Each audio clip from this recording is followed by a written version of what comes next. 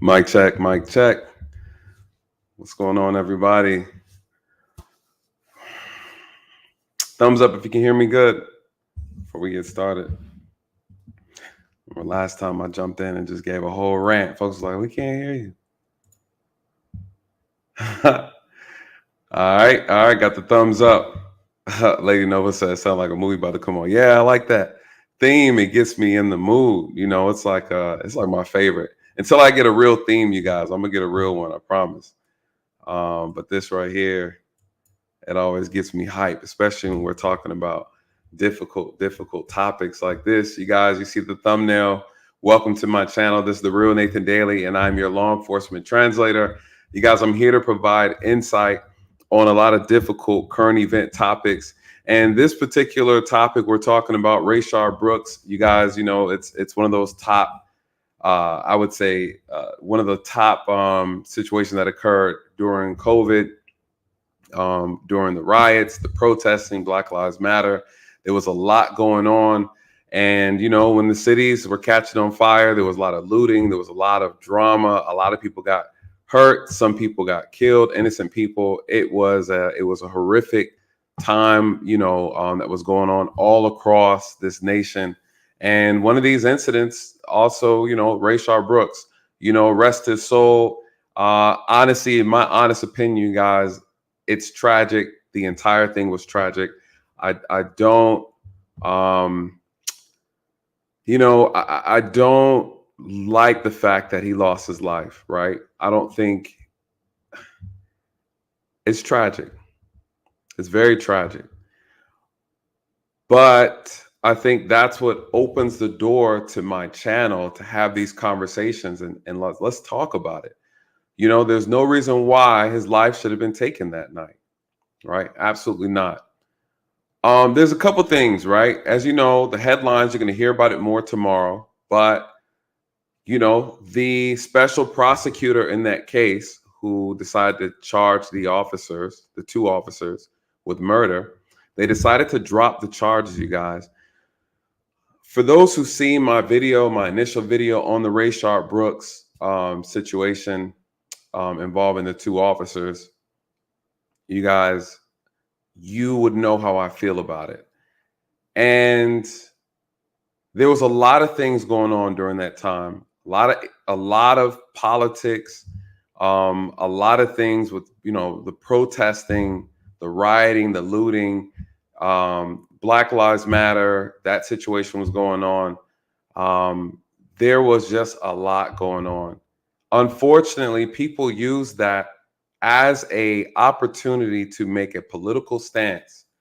And unfortunately, a lot of people, there was a lot of backlash. You know, they've kept this under wraps. They've kept this really quiet. A lot of people didn't realize that one, the two officers got their job back. And a couple other officers from Atlanta. They're, you know, the media and these politicians have been manipulating the information and really manipulating the emotions of the people, not being transparent, not being honest about what actually took place, not being transparent on the policy that the officers were using and the law that the officers are governed by, and that the citizens are governed by. So, you know, with that being said, after all of that, 2 years later, the dust is settled. They did a full circle to come back around just to say there's no charge. The officers committed no crime. You guys, I've been saying this from the beginning. There was no crime committed. You know, we could be honest. We don't feel like, obviously, no one thinks he should have died behind that encounter. Unfortunately, there are encounters that people have with law enforcement that end tragically because of things they may have done or maybe the officer has done, you know. But at the end of the day, you guys, we have to sit back and ask ourselves, could this have been preventable from the actions of the officer and then the actions of the citizen? I'm gonna look at both sides. You know, unfortunately, the way the law is set up, you guys, the way policy is set up, if a person checks all the boxes, you're out of here. You're absolutely out of here. You know, Unfortunately, we had people in positions of leadership who were playing politics, and a lot of people suffered behind it. And instead of just being honest, instead of just being true to the law and the policies that the officers are governed by, a lot of this could have been avoided. Absolutely, a lot of this could have been avoided. So we are going to dive into that. But one of the things too, there was a news brief with Rayshard Brooks' attorneys. Both of them wanted to speak out against the special prosecutor deciding to actually drop the charges and not charge the officers so that the case can go in front of a grand jury. They decided to not do it. Why? There was no charge, you guys. The officers, honestly, and this is my honest opinion and professional opinion, the officers did not commit a crime. You don't like the way it looked. I agree. I'm okay with that. People don't like the fact he was shot while he was running away. I understand that 100%. The problem is, though, you guys, unfortunately, is that just because a person is running away does not mean by law they're not a threat, right? People say it was with a taser. Is the taser dangerous? You guys, yes, it's very dangerous. It's absolutely very dangerous. People have died from being shot with a taser. You know, when you look at the totality of the things that happened that night, right? You're going to hear the attorney say, well, he was 19 feet away. You guys, that's fine. The taser's good for almost 25 feet. So I'm going to play the clip. I'm going to break down the clip because I was very impressed about what the attorney had to say. One of them. The other one, not so much, you guys. And we're going to break it down. We're absolutely going to break it down because there is a problem. And again, we get in the habit of feeding into a lot of the emotional fallacies surrounding law enforcement. So let's pull the clip up and then let's talk about it. And then at the end of it, I'm going to take questions. Those who disagree, shout out to Amazing Lucas. We'll have a disagreement conversation. If you disagree with it, I want to hear your thoughts. There's no disrespect, no hard feelings, but I want people to understand. I think the difference in this conversation is some people don't like it because it doesn't look good. Morally, it doesn't sound right. I get it. But you guys, the law is the law, whether we like it or not, whether it makes us feel good or not. Using a level of force on someone doesn't feel good. I get it. Doesn't look good. I get that part. Could there have been something else the officers could have done? Of course, there's always something else. There's always something else. But that doesn't mean what the officer did was illegal, right? And I think that's where we get into this conversation of nuance is, could the officer could have done a backflip cartwheel and swung from a tree? Yeah, absolutely. But what he did was not illegal. And so, again, we can make a moral argument, but at the end of the day, the officer is going to be judged by the legal arguments. And the legal arguments, you guys, were all there. That taser, the moment he took the taser from the officers, you guys, he was counting his blessings, right? The moment he took the taser, you guys, cuckoo, cuckoo, you guys, he's out of here. Justified. Every time, you cannot take an officer's weapon by no means at all whatsoever. You're giving an officer a green light to give you a soul bond. You're out of here. You're absolutely out of here, you guys. That is the biggest mistake you could ever do is touch. And that's how we are trained. I'm telling you how we are trained. They trained us. If anybody touches any weapon, not grab it, not take it. If they touch a weapon on your belt, that is intent, you guys. You're out of here. You are absolutely out of here. You don't have to like it, but you got to respect it. Why? They'll give you a soul bond. You're out of here. I'm telling you, it's not worth it. You guys, he fought the officers. He bested 2 officers. One of the officers hit his head, had a concussion. He took the taser. He ran. He's being chased by the officer. He blades and turns his back slightly, and he pulls the trigger at the officer. You guys, he's out of here. Those 2 officers should have never been charged. Absolutely not. Should have never been charged. But here we are. 2 years later, they did all that just to say they are not going to be charged. They never, and guess what? Those officers are suing the police department. Why? Because they were let go, they were fired without due process, you guys. Atlanta had to give them their job back. Why? Because the politics behind the situation, they just wanted to fire them to make it look good, even though they knew they were wrong when they did it. A lot of police officers got their jobs back. A lot of them. So I want to dive into this, and then I'm going to take questions in reference to I want to take questions, but I want you to hear what Rayshard Brooks' attorneys had to say. One of them had a lot to say, you guys, and I agree with a lot that he said. And I think I can say the same thing, and people who don't like me and what I'm doing or what I'm trying to accomplish on this channel will have an issue with it if I say it. But he is saying it. This is his attorney. He is making a lot of statements that I agree with, you guys. And I think this is very important for us to hear what he has to say. And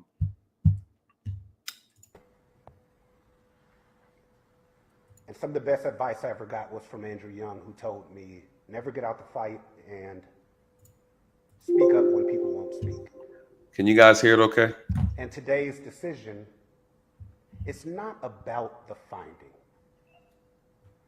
It's about the process.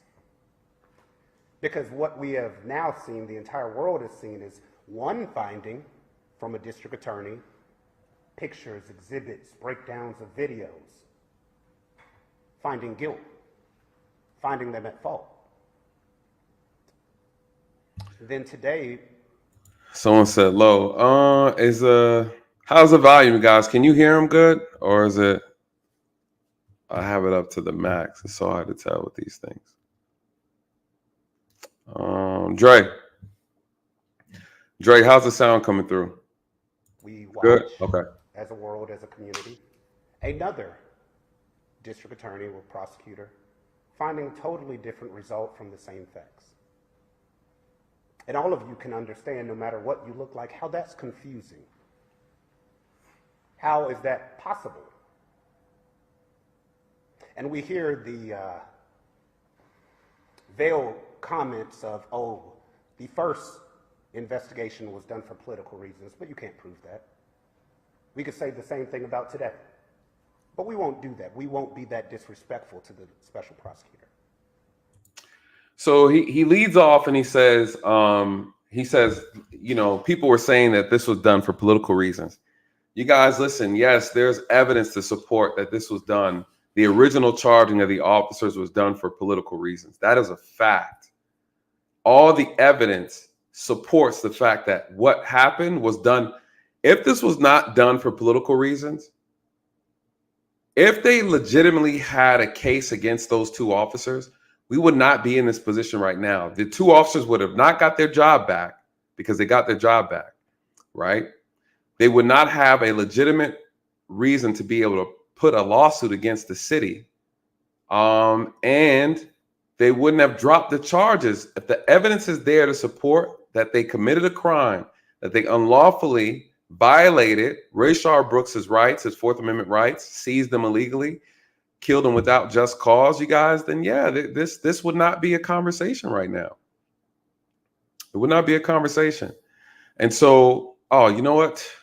I forgot to do all the admin stuff. Man, listen, I'll be diving right into this. Listen, you guys, real quick, before we get into that, please hit the like button if you're joining us. If you're new to the channel for the first time, welcome to the channel. Also, every Wednesday is our dedicated live stream days. I will be doing emergency live streams based on things that come out, such as this. This is a hot topic. The charges are dropped on these two officers. I absolutely have to talk about it. I'm going to give you a perspective that a lot of people cannot give you, and not qualified to give you. Shout out to the amazing Lucas. We're talking about one's not qualified to talk about criminal justice things. Bless his heart. He doesn't know any better, you guys. Live show every Wednesday, 8:30 p.m. Eastern Standard Time. Also, if you are on any of these platforms, please follow me on these platforms, you guys, so you can get the updates. I also send updates on here as well. So please, what else? That's it. Hit the like button. Welcome to the channel, those who are new, and let's definitely dive back into it. So what is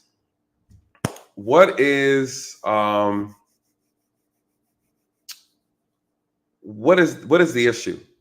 He said it's not political. It wasn't political. It was absolutely political. Absolutely political. And that is the issue. That's the biggest issue. It was political, right? So the confusion looms. And what we also try and look at as a law firm, because we have that responsibility, is just the facts. The facts that actually matter. Yes, there was a fight. They went through it today. There was a very bad confrontation. No person in this country should fight with police officers. No one. Ever. Because during that fight, they were justified in using deadly force. 100%. All right. Listen, this brother Sharp, what does he say? What does he say? And we're gonna now, he's an attorney, but he's a civil attorney, right? And so, but what does he say? No one should ever fight the police. No one should ever. I agree with him 100%, you guys. You know my philosophy on this channel. My job is to give you the advice, to educate you, provide insight. What's the reality? Comply to survive. Cooperate. Do not resist arrest. These are things that'll keep you safe. There are plenty of ways to fight properly and deal with the police so that you do not get hurt. Complying is one of them, right? For those who remember the Rayshard Brooks video on the body cam, the officers stopped him. They had a conversation with him. They explained to them what the problem was, what the situation was. They were there for a DUI, right? They've had enough evidence to arrest him. They had enough probable cause to determine that he was driving under the influence. He had complete control of the car. People say he's parked. It doesn't matter, right? If you have physical control over the vehicle, you cannot be intoxicated. What happened? When the officer said, all right, sir, you're under arrest, put your hands behind your back, what did he do? He started and then he resisted. The officers try to detain him. They get into a fight. He's fighting off two officers. They try to tase him. He takes the taser. He drops one, knocks one down on the ground. He falls back and hits his head on the asphalt. Right? One man bests two officers. You guys, this is how things escalate. What did the attorney say? Do not fight the police. You guys, it is a lose-lose battle. It's a lose-lose battle. It's not worth it. It's not worth it. While he was on top of them, they didn't know if he was reaching for a gun or whatever. They could have used deadly force, and I would have backed any officer that did it. But they did not. They did not. They chose not to when they were justified. But they decided to use lethal force as a man was running away 19 feet away. And the key important thing in that is not just that officer deciding that I'm about to take a life when I don't have to. Is the key thing that the special prosecutor said himself today, which is the confusing part. Two things. Not take a life when you don't have to. I agree with that.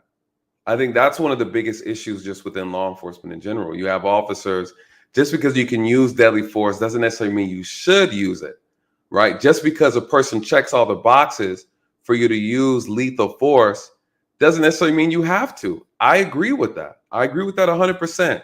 It's a judgment call. The problem is each officer is their own individual. What that officer sees, someone else might not see. What is a threat to one officer might not be a threat to me, right? That is the gamble and the risk you are taking when you decide to resist arrest, when you decide you want to fight back. You are assuming that this officer has the skills, training, knowledge, and ability to bring you into custody without taking your life. So what do I say? I say it's not worth it. If you want to go against those odds, that's your business. My job is to tell you that it's not worth it. It's not worth it. Unfortunately, a lot of police officers aren't as trained as well as you think they are to preserve your life. If you check the boxes, you're catching a soul bond. You're going to catch one. Is it worth it? Is it worth it? What did he say?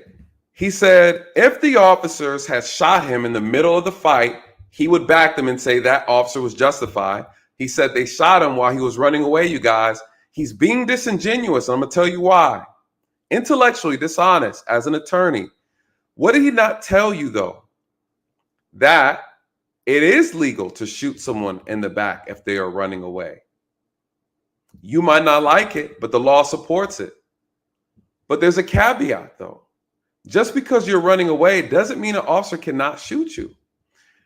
If you have the ability to create lethal harm or great bodily harm or death against an officer or someone else, you guys, if you're running away, the officer is lawful in being able to use deadly force against you. He didn't say that. He didn't say that this entire interview, you guys. That's being disingenuous. The law has documented a taser as a lethal weapon. Less lethal, but lethal nonetheless.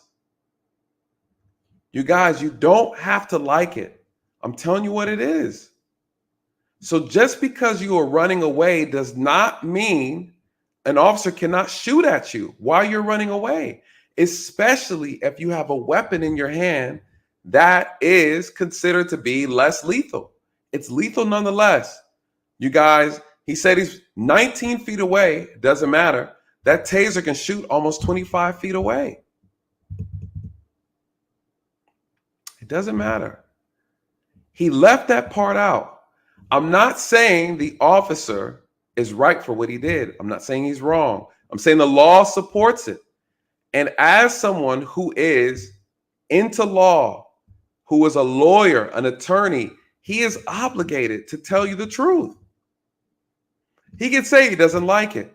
He can say he doesn't agree with it, but he has to be honest and say the law supports the act.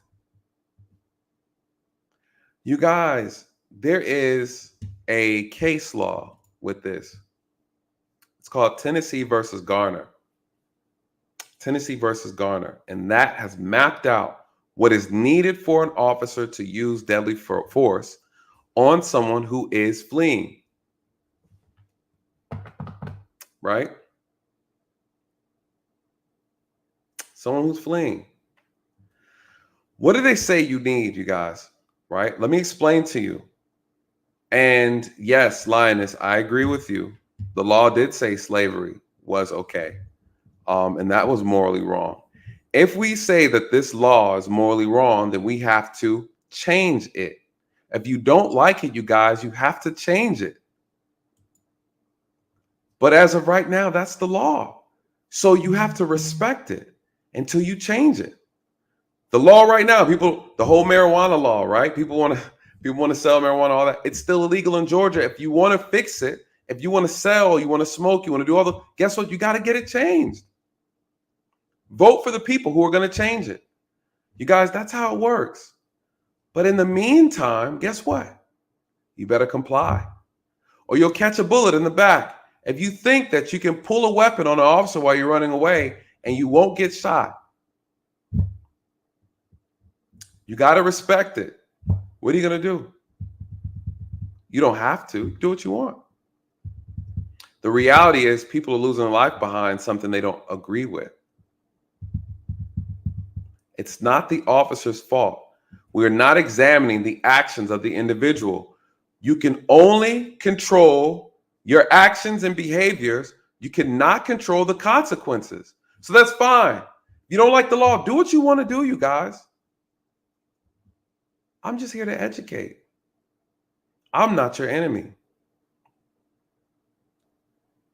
What does the law say that officers need? The ability, opportunity, and jeopardy. Does the suspect have the ability to create great bodily harm or death? Great bodily harm, you guys, that's the threshold. You don't have to be able to kill or have a means to kill an officer. The beginning of it is, or someone else, an officer is authorized in using deadly force against you if whatever you are doing to that officer or an innocent person will cause them great bodily harm. That's how it starts. Does this action create great bodily harm? It doesn't matter if it was going to connect. The intent was there. You attempted to do it, right? That person is in close proximity, you guys. All this stuff matters. All this stuff matters. So what does it look like? Did Rayshard Brooks have the ability to create great bodily harm? Did he have the ability? What did he have? He had the taser, you guys. He had the taser. That is defined as a weapon. Now, opportunity. Did the opportunity present itself? Yeah. Yep. The opportunity, did he have, was he in close proximity to actually carry out this threat? Yes. And talk about proximity. Was he close enough to carry out the threat of the taser against the officer? Yes. Someone said 19 feet. Okay, but the taser is good for about 25. What else? Jeopardy. Immediate danger. You guys, he pulled the trigger and shot it at the officer.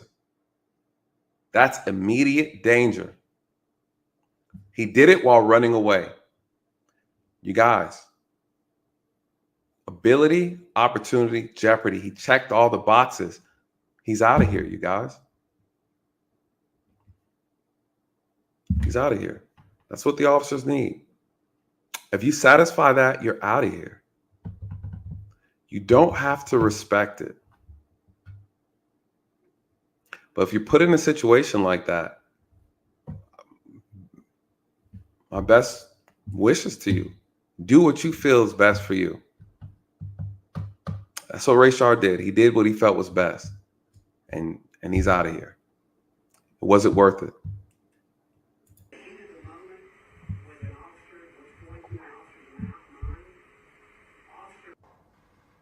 At that point, what the special prosecutor confirmed today is it wasn't a deadly weapon when he was killed. That's from their words, not ours. And getting into the mind of the officer what should have or what he knew or didn't know, all we're asking is that the community resolves these situations when it's a close call and it goes to a grand jury, which my law partner is going to get more in depth about. Letting the people decide. That's what the family expected in this situation when you had one prosecutor say one thing, and we already knew what the decision was going to be today. And letting the people decide it. So was it wrong? Yes. Did he have to take his life? No.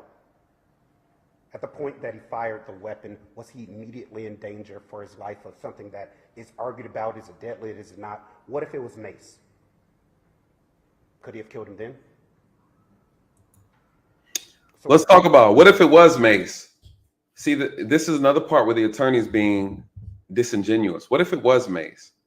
If it was mace, the officer would have been justified in taking him out of here. What does the law look at? What are they going to look at? If an officer cannot see, he's completely incapacitated, you guys, that is legal justification.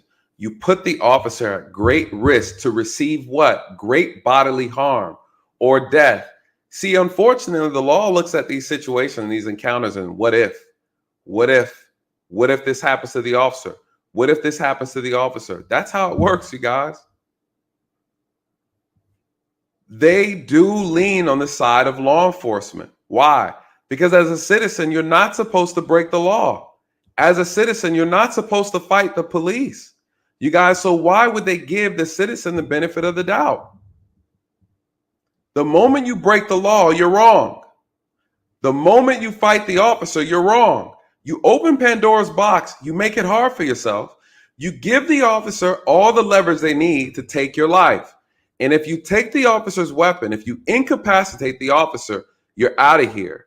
You're taking a soul bond out of here, you guys. I'm telling you, you don't have to like it, but you got to respect it, because that's how you're being judged. That's how the law is being enforced on you. You as a citizen are not supposed to fight the police. This is the only country where you could do it and people will actually defend you as if it's okay. We have made this the norm. Like, it's okay to fight against. Now, listen, the officers have their own issues, right? And I'm not dismissing that. But in this very moment, what we are talking about is the behavior citizens have or exhibit against police, against authority. If the officer is wrong, that's different. But when you are wrong and you are in violation, it's in your best interest to comply. Absolutely.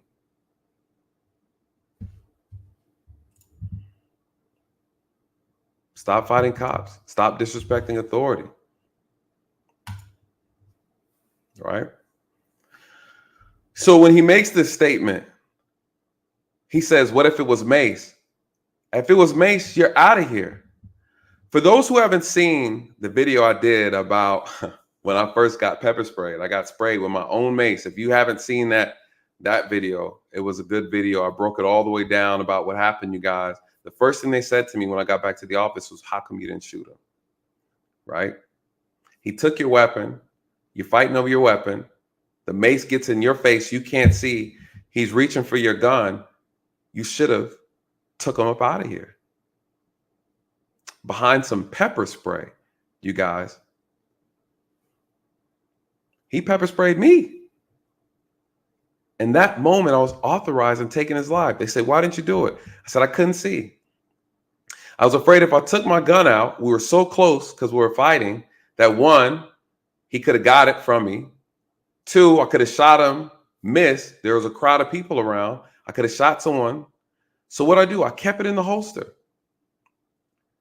Right? It wasn't worth the risk taking the gun out, though I would have been justified in shooting him simply because I had pepper spray in my eyes, you guys. You cannot incapacitate a police officer. You're out of here.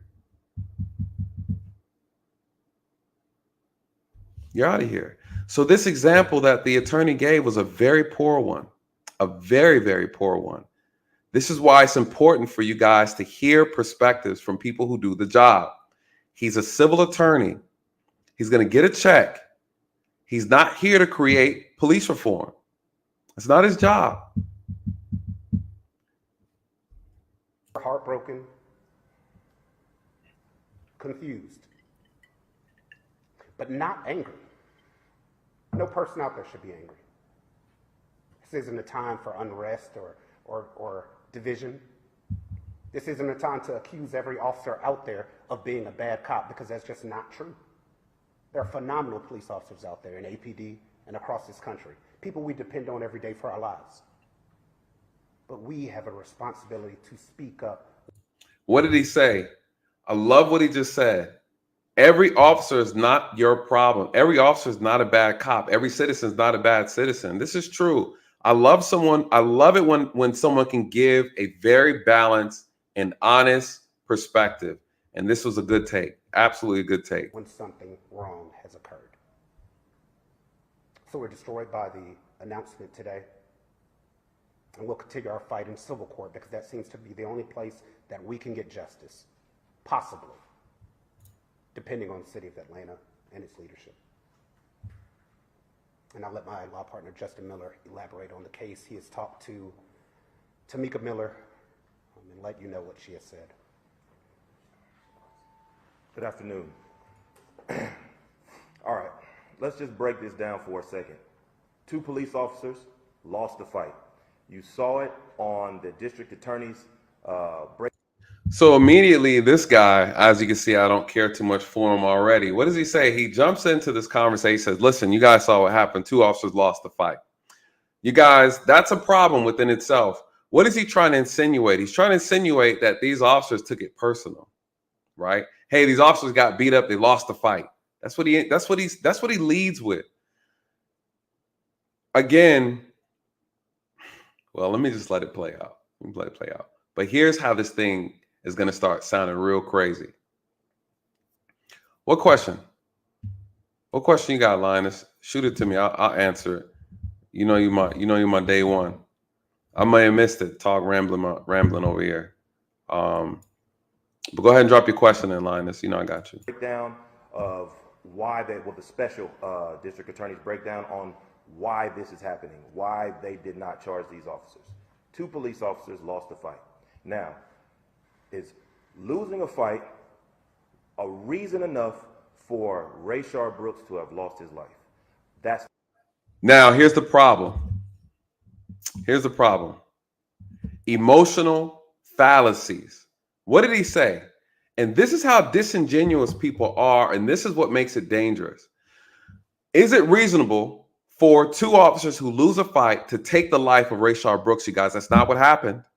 That's absolutely not what happened. This language that he's using is very dangerous. It's very misleading. It's very emotionally manipulative, you guys. It's dangerous. Why? What is he trying to insinuate?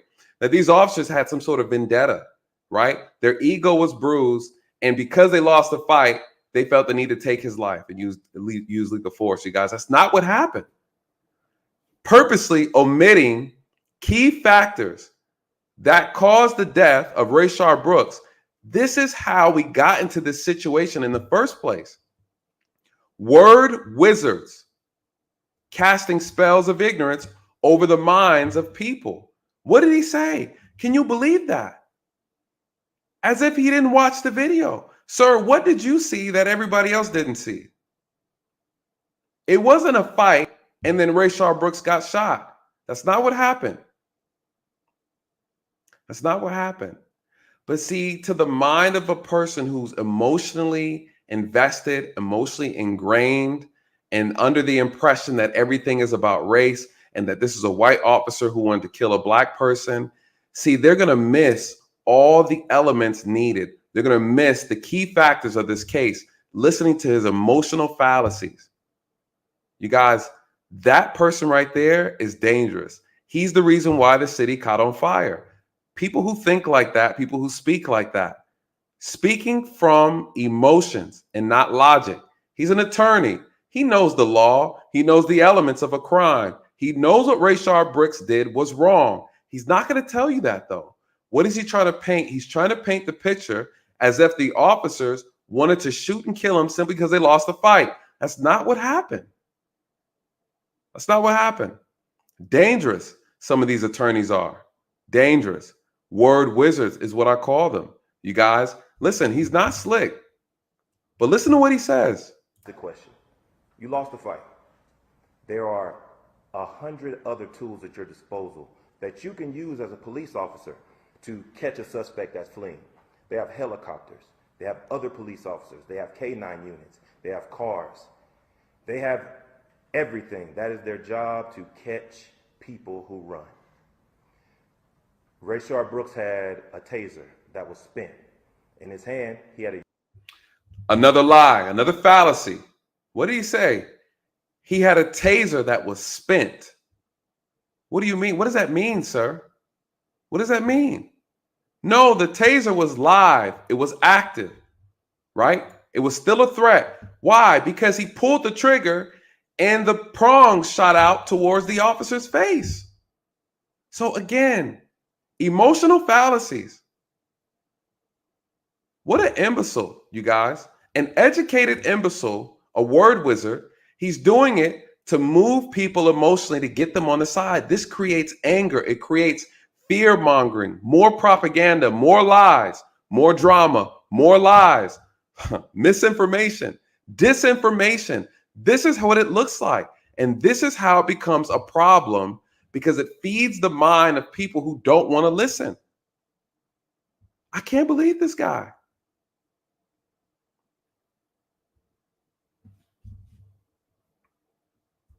I can't believe it. Cannot believe it. Useless piece of plastic. Useless piece of plastic. That's a lie. That's a lie. It wasn't useless. He's a race hustler. Oh, it gets better. It gets better. Wow. The officer, they say, didn't know, and he was moving too fast, and in the heat of the moment, you can't tell what's going on. Well, in the heat of the moment, if you can't decide what's going on, you don't need to shoot someone in the back when they're 19 feet in front of you.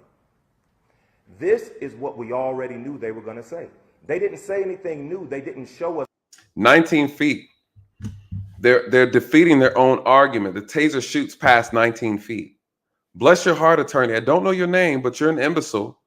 And this just goes to show you guys the dangers of just listening to people simply because they have a title. Listen, talk to people who do the job.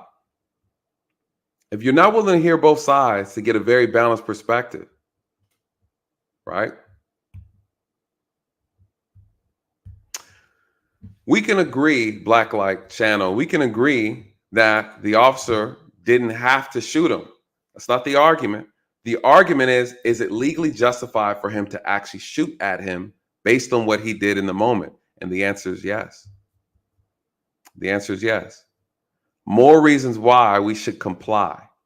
Because as the officers were getting to put the handcuffs on him, he would have been alive today, right?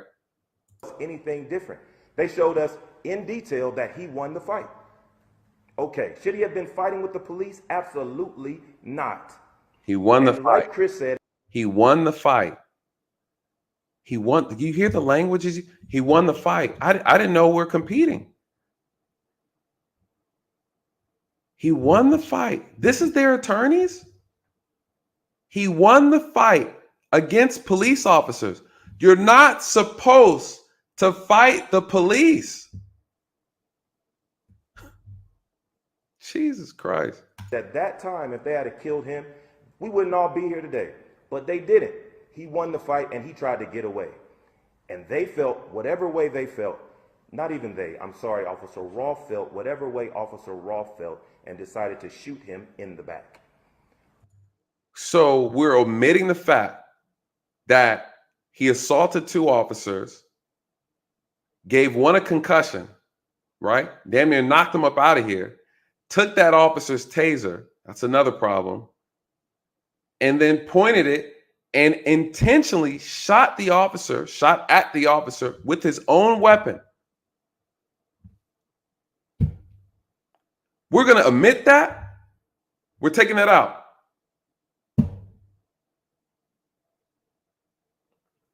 What law school did you go to, sir? I need to see it. I need to see it. You guys, if you hire this man to do any of your cases, good luck. Good luck. Absolutely good luck. Whatever else it is, whatever else happened before, he was shot in the back, 19 feet away. Now, we have seen over the last few years, school shooters, mass shooters, people shooting up churches. Relevancy. Relevancy, please, please. Relevancy, sir. How is this relevant? Again, here we go. We're about to play the color game. And you guys know how I feel about the color games. Don't let me go into my folder of white people too. I can match whatever you bring. We're not about to make this about race. But what is he about to say? He does what a lot of people do who want to make an emotional argument. Oh, we've seen school shootings, mass shooters. This is embarrassing. This is embarrassing. This has nothing to do with a man who should have complied, have taken himself to jail for DUI, fought 2 police officers, gave one a concussion, took the weapon, ran from the officers, pulled the trigger, and shot at the officer. This is sad. This is so sad. Was this at the location where the Wendy's burned down because an occupied zone 8-year-old girl was shot and killed at? Yep, it's the same location. Yep, it's the same location. Before I dive back into that, let me get into the super chats real quick. Thank you guys so much. If you're in the building, please hit the like button. Please hit the like button. I will be taking disagreements. I'm going to start doing what Lucas is doing. Shout out to Amazing Lucas. If you guys are not familiar with his amazing ignorant channel, by all means, check it out and come back and tell me what you think, right? He has this concept where he says disagreement day. If you have a disagreement, I'm going to start bringing people up who have a disagreement. But shout out to T Hall. And what does he say with the $9.99 super chat? He said, black folks, stop resisting. Hands up. Stop resisting, you guys. Comply to survive. I say it all the time. All the time. The best way, the fastest way, if you want to find out if the cop you're dealing with is racist, comply. Because the moment you break the law, the moment you act up, act silly, do something ridiculous, you give a police officer all the leverage in the world to use force against you. Don't give an officer that leverage, period. It's just that simple. If he says sign the ticket or go to jail, guess what your options are? You either sign the ticket or go to jail. If he has to take you to jail, he has to use force. You guys, that's how it works. Shout out to you, T. Holland. Absolutely correct. Absolutely correct. Please, you guys, stop resisting. It's not worth it. Joseph Major, thank you so much for the $4.99 super chat. He says, I enjoy the show and I appreciate your knowledge on the issue. Joseph, thank you so much. I really, really appreciate that. I really appreciate you guys supporting.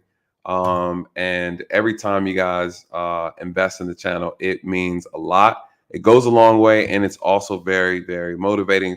So with that, also shout out to all the members as well on the channel who are supporting always, you guys. It matters and it helps a lot.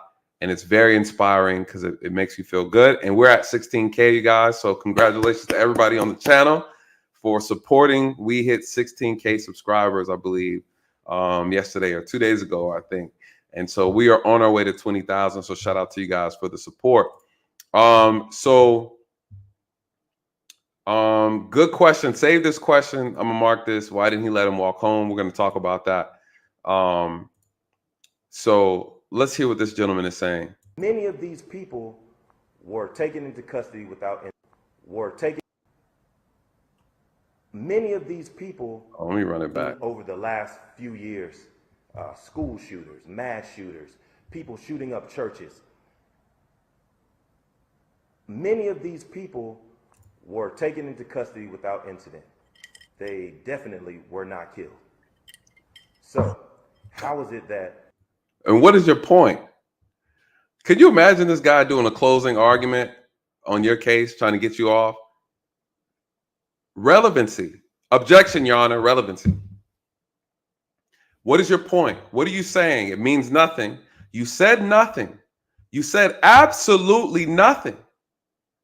Oh, just the other day, school shootings and mass shootings and church shootings, and we've seen these guys get taken into custody without being killed. Why? Because they complied, you guys. It doesn't matter what you did.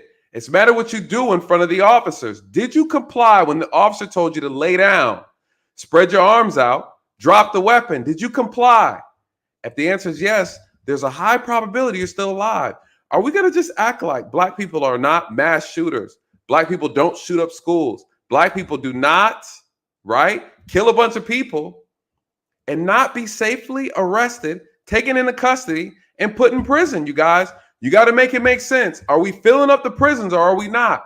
There are a lot of black people in jail. There are a lot of black people in prison. They're doing time for killing a lot of people. You guys, hell, there was a lady the other day who shot up 2 people and she was taken in custody here in Atlanta peacefully. You guys, there are black mass shooters who kill a lot of people. But when the police show up, they comply.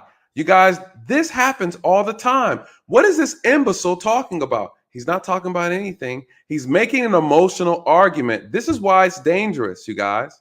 Someone said, oh, well, they don't show black people shooting up schools. Well, I know plenty of black people who shoot outside the school. Does it really matter? Race does not matter. Crime is what we're talking about. Behavior is what we're examining. This is, thank you, Shay, the lady at the airport. Right? Come on, you guys. This same old foolish, nonsensical argument, we keep on recycling, and some of us keep on falling for it. We keep on falling for it. The DC sniper, shout out to Brubman from the 5th floor, right? The DC snipers, they shot and killed like 14 to 17 people, and that was 2 brothers. And guess what? When the police showed up, they complied, and they survived. They don't kill everyone just because the color of your skin. Stop it, sir. Sick. It's just sickening, man. Everything about race. Some of these people who shoot and kill many people can get taken in without incident. But Rayshard Brooks, who beat up 2 police officers, which is bad, we all know that is bad, who is running down Metropolitan Avenue. They went into his toxicology report. They said he had this in the system and that in the system and that in the system. And we'll talk about that in a second. But you have a guy who you're saying is... All right, he had this in his system. He had that in his system. But hold on. Never mind that. We're going to talk about that later. Sir, listen, all these things matter. They all matter. Ooh, hold on. They didn't kill Brian Nichols. LaShawn, okay. What did Brian Nichols do? Does anybody remember Brian Nichols? A black man who was on trial for rape. What did he do? He was inside the courtroom, handcuffed. What did he do? He took the gun of the deputy. He shot and killed the deputy, right? Inside the courtroom here in Atlanta. He shoots and kills the judge inside a secure facility. You guys, this was some Born Identity type stuff. He went complete 007 in the courtroom, you guys. Something you would never imagine. Went on a complete killing spree. A black man fought his way out of a secure building in Atlanta. Carjacks a vehicle, shoots and kills some random folk, shot and killed an agent. You guys, you know what? When they finally caught him, guess what? He was taken in custody. I'll never forget it. Never forget it. Arrested peacefully. Come on, man.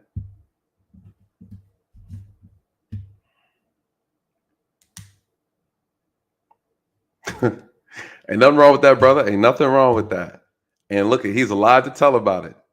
He's allowed to tell about it. But we have to fix our police though, right? So Wednesday, tomorrow, I'll be talking about the officer who stopped that woman who was continuing to drive because she didn't feel safe. I'm going to talk about that. That officer was wrong. We're going to break it down though. We're going to break it down. And I'm going to also give you some advice on how to handle that situation as well, you guys. So stay tuned for Wednesday. We'll be talking about that. Drunk, he's on drugs, and he's running away from you.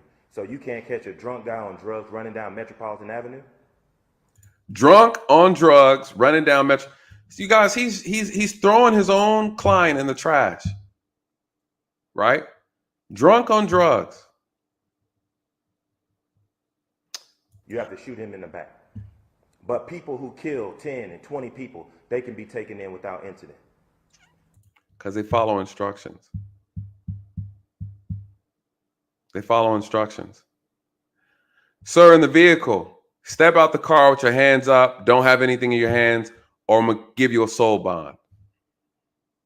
Sir, I need you to slowly walk backwards towards the sound of my voice.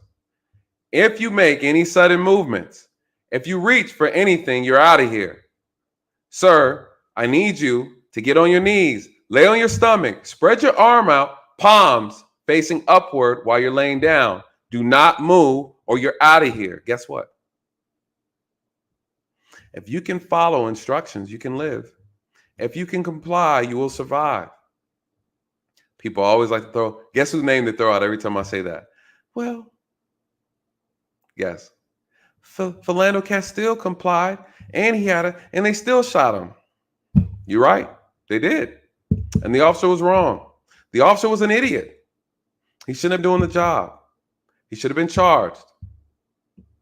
You guys, unfortunately, there's always that 0.5%.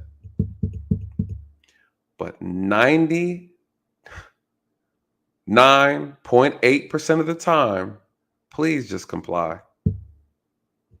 Please just comply. You have a higher probability of surviving a police encounter when you follow instructions. We all know this is ridiculous. Why are we letting them tell us that this is okay? Because it's not. Let's talk about the drugs. They went into detail at the very end about the drugs that were in his system, the drugs that were in his car. Why did they go into that? Because they wanted to sound like he was a hulking threat. He was a huge, drugged up guy who beat them up and they had no choice but to kill him. That's not true. Here's a choice. Take your L. Then use all the tools at your disposal to go find him. Lock him up. Let the criminal justice process do its job. They didn't do that.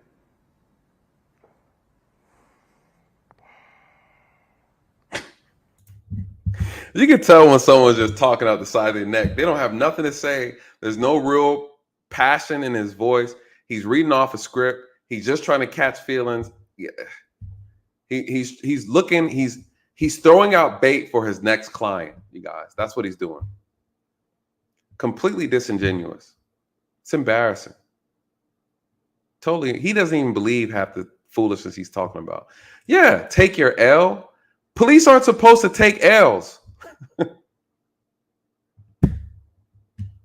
Absolutely not. This guy's a clown. A jury should decide this case. Yes. That's the A jury should decide the case when a crime has occurred. There was no crime. The jury can't hear something when there's no crime. The officers did not commit a crime. So the jury's not going to hear the case. So this language, again, that he's using is throwing people off. Absolutely. bottom line. Not 6 people who we don't know who they are. They were asked a question earlier. Were there any black people in this decision-making process? Now, the answer to that question surprised me because, not because I didn't know, because there were no black people, but because I didn't know who the other 4 people were. So, what the hell are you talking about? Okay, so out of this, you want to know the people who made the decision not to charge the 2 officers if there were any black people in there out of the 6. But then you found out that there were black people, so now you're surprised because now it doesn't seem like racist, right? You see the foolishness? So he said something about the number 4. 4 out of the 6 are who? They were probably black. Why? Because we're in Atlanta. So now you assumed that because the charges were dropped, that the people who made the decision had to be white? So you're an imbecile.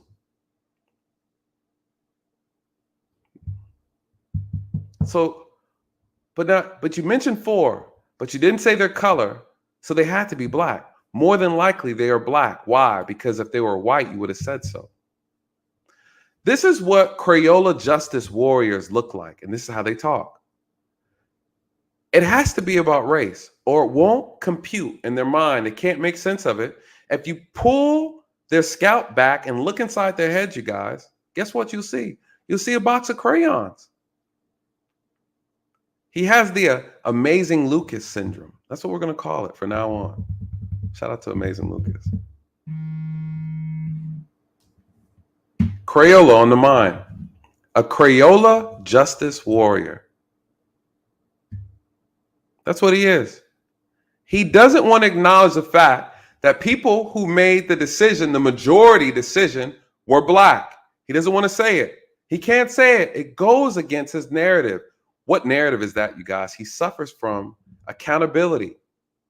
He's accountophobic. Anytime you try to hold people who think like him accountable and they suffer from accountophobia, it's a fear. They start,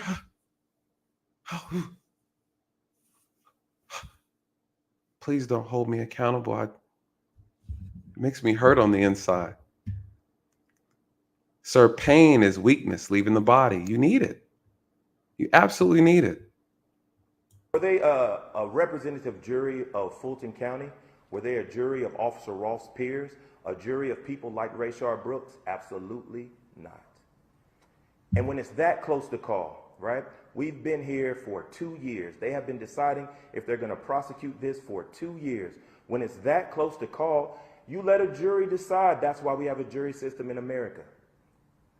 But today, we did not get a jury. We did not get a choice. The people of Fulton County didn't get to decide whether or not this was right or if this was wrong. And that in and of itself is wrong. When you have to break down a video by the millisecond, calling in experts to tell you what they see here, and then a millisecond later, this is what I think I see here, and this is what they think they see there. That is the precise reason you need a jury and a trial. And that's why we have this system where you can go in and you can present your evidence, and the other side can present their evidence. And then a jury makes a decision. The only thing we can go on is what they said.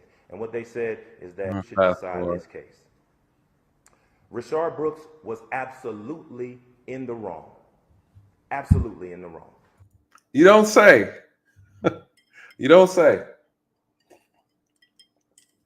He shouldn't have died. This is tragic. I don't like the fact that he died, you guys. I don't at all. I believe that police shootings can be reduced significantly, but the officers can't do it by themselves. If we want the shootings to go down, we also have to make sure our behaviors are also appropriate when we are interacting with the officers. You can't put an officer in a fearful situation or a life-threatening situation and think the officer is supposed to throw a bullet at you, right? Or, I don't know, tase you and you have a machine gun. No, right? So we got to be, we got to be, come on, right? We got to use common sense. There's a portion of this that requires the citizen to do their part. The officers are only going to be responsible to do so much. You have to help the officers not take your life in so many ways. He should not have been drinking. He should not have fought those police officers. None of that should have happened. He should have been in jail. He should not be dead. I spoke to his wife today. We all agree on that. So something we agree on. You're absolutely correct with that. His behaviors got him killed. What else can you, his actions. What did I say? You can only control your actions. You cannot control the consequences. You guys, let that ring true. Let it ring true. His wife, they have lovely, beautiful young daughters. He has a son that's a little bit older. I spoke to her today, and she was in tears. She could barely talk to me. And people will say, well, this man was on drugs, and this man was drunk, and that doesn't matter. This woman lost a husband. These children lost a father, and that's important. True. And I think sometimes we get into the millisecond of who did what, who took this, and not this family lost a father, and they deserve a jury trial. The children deserve to be able to see it. The mother deserves to be able to see it. The children deserved a man who thought about them before he made the decisions that he made. They got someone that was selfish. You guys, a lot of people don't know the backstory, but Rayshard Brooks was an early COVID release during the time, as you know, COVID was going on. They released him early from his sentence that he was already locked up under, which I believe, if I'm not mistaken, it was domestic violence, I think false imprisonment and some other charges. He was doing time in jail, and they released him, I think maybe 6 months early. It was an early COVID release, right? And he was in there for domestic violence. So miss me with all of this talk, right? One would argue if they did not release him from COVID early, he'd still be alive today. See, people don't know the backstory. Why was he resisting arrest? Because he knew if he went to jail, he would have to complete the remaining sentence that he had, that he got released early on. He was an early release, COVID release. He was there for domestic violence, you guys. If he got in any trouble at all, he's back in jail and he had to sit in there for the entire time. The rest of his sentence, the rest of his time, you guys, one would argue if he stayed in jail, he would be alive today. Make it make sense. See, I know the story.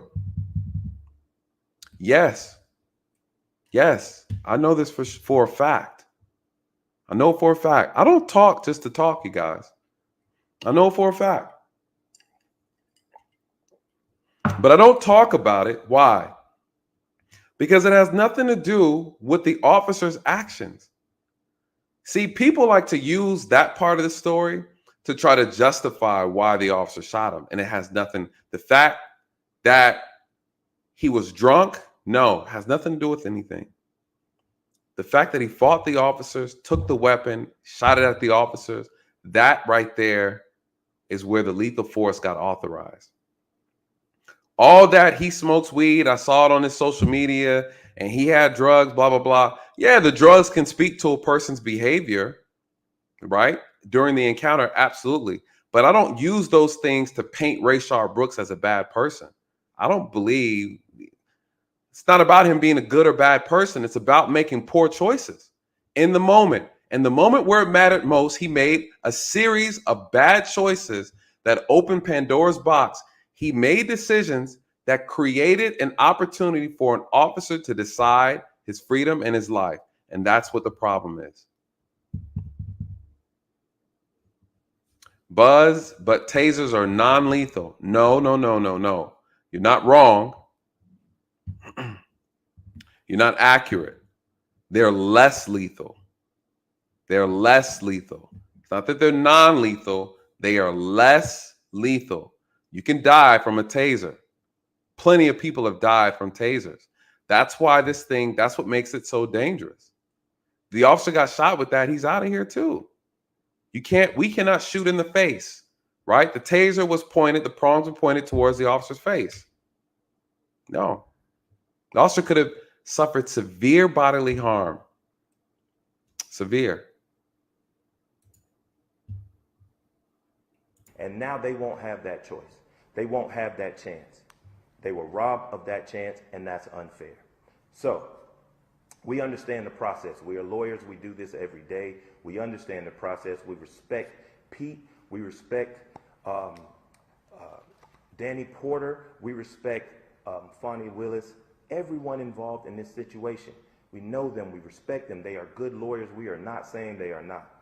However, in this situation, we believe that they got it wrong because a Fulton County jury will not have the opportunity to hear this case. And that's a travesty of justice. Thank you. Get out of here.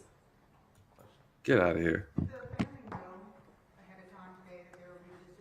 He think he did something too. In his mind, he's like, yeah, I crushed that. No, sir, you crushed yourself and put yourself in the trash bag. Absolutely trash bag. Horrible performance. No, they were, as Pete stated, invited to talk to the prosecutor today, an hour beforehand, to discuss, or I guess to hear his findings.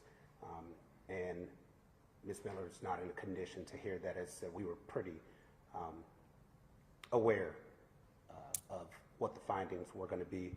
I think everybody kind of was, with the case being the way it's been. And so, no, we weren't aware. And let me say this as well.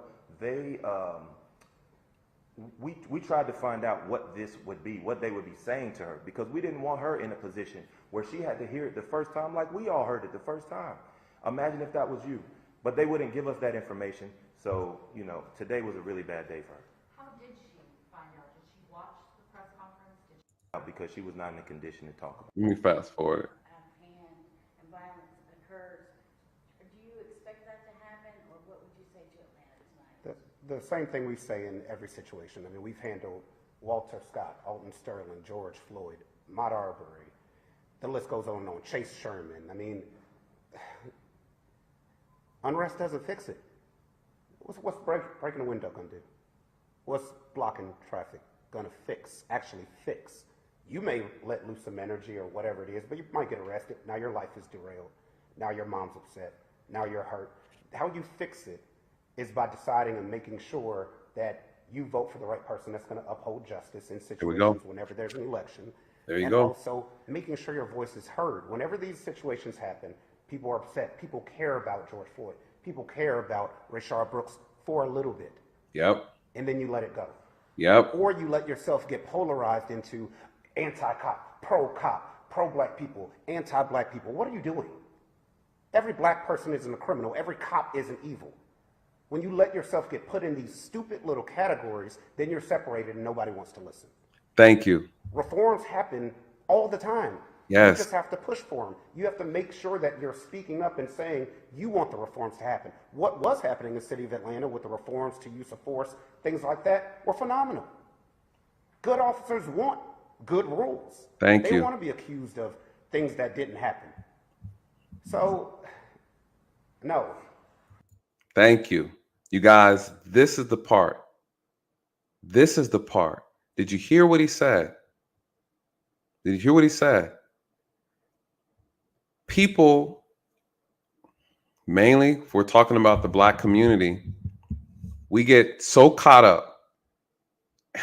Dre explains it better. He calls it the sugar rush. Right? We get this high, this sugar rush, and then we crash, and then we don't revisit it. We don't stay on code. We don't stay consistent. We ride the wave. We jump on board. We bandwagon for a minute, and that's it, you guys. That's it. We're not consistent. What he said was absolutely correct. Was absolutely correct. Couldn't have said it better. Glad he said it. If I said it, some people have a problem with it, but he's correct. Violence and unrest does not solve anything. Support the family. How did you feel about this press conference? Violence and unrest does not solve anything. Wow. It's ridiculous. It's just like sometimes. I want to hear what you got to say. I mean, before he started being a police officer, probably not. Had he ever met any racism? This is the buffoonery. Shout out to Alicia that get them son folks. Yeah, we gotta get our people. They acting up. I'm gonna play this last piece, and I'm gonna end with this for this part. I don't want this video to be too long. And he makes a statement that again, a color justice warrior. This is how they talk. I do not agree with him, right? I do think there's a racial element. Everyone can see the racial element. I mean, for him to say that is a little disingenuous. That doesn't mean that it is some racism going on. There's some kind of underlying secret society. It doesn't mean any of that. But yes, there's a racial component to it. If you think about Officer Rolfe, look at where he's from, right? Has Officer Rolfe ever been on Metropolitan Avenue before he started being a police officer? Probably not. How can you say that? As if there aren't any white people that live in Atlanta that grew up around that area. See, you know, we do this thing. There's a segment of our community that honestly, we start to sound and act like the same people we're complaining about. We start seeing race in everything. Then we start accusing white people of the same things that we are blaming them doing to us. We start looking more prejudiced. We start profiling other people. We start making assumptions based on someone's skin color. We start becoming the same things that we hate. One would argue, right, that you have so much racism and hate and anger on your mind that you start to turn into the same thing you're complaining about. It's embarrassing. It's embarrassing. How would he know what lifestyle or how the officer grew up simply because the color of his skin? Wow. Wow. That's very interesting. Very interesting. Psychological warfare. You know what's funny?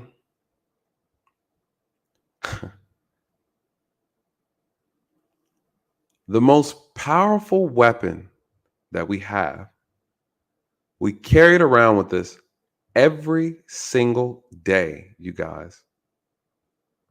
This right here.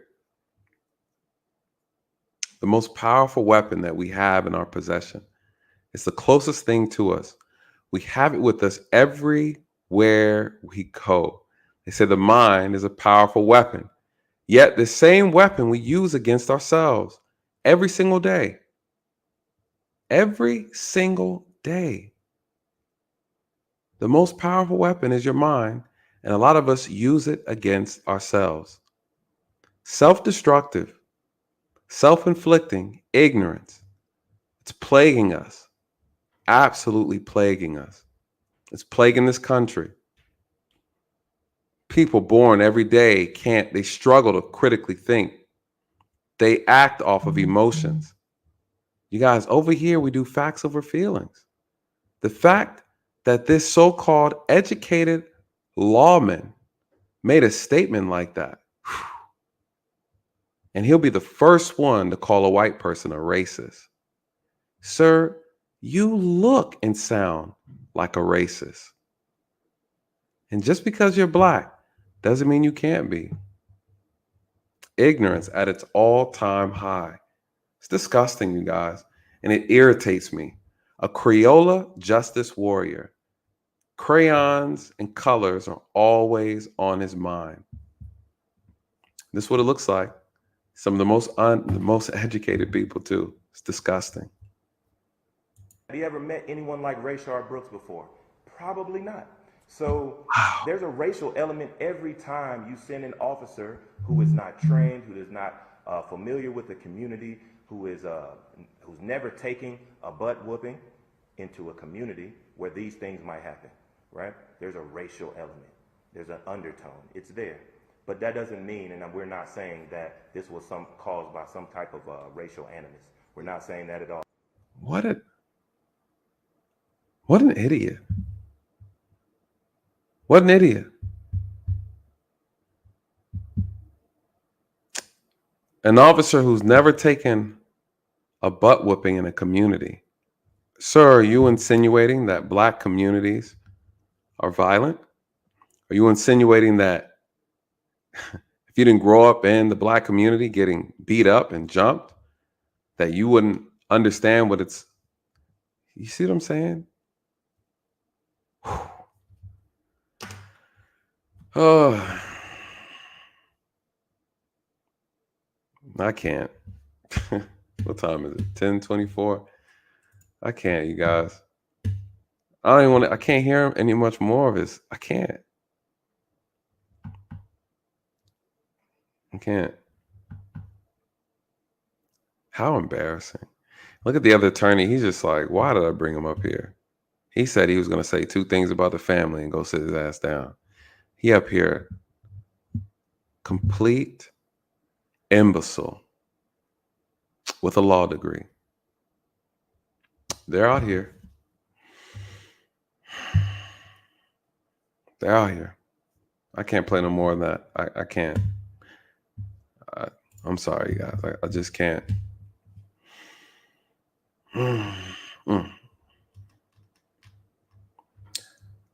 Does anybody have any disagreements? Does anybody have any disagreements?